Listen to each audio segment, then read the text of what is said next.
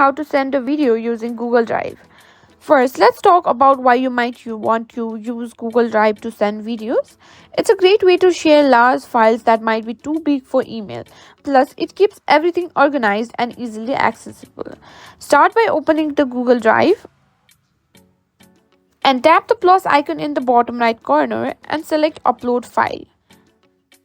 And then select Photos and Videos.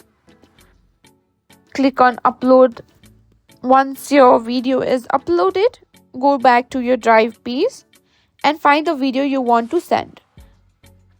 Now click on the three dots. A menu will appear. Select Share. Now in the sharing settings, you can enter the email address of the people you want to send the video to. You can also adjust the permission, choose whether they can view, comment, or simply edit. If you prefer, you can tap on Get Link to create a shareable link as well.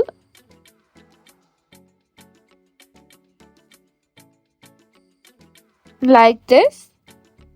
After sharing, it's a good idea to notify your recipients. Let them know you've sent them a video through Google Drive so they can check to their email or message. And that's it. You've learned how to send a video using Google Drive.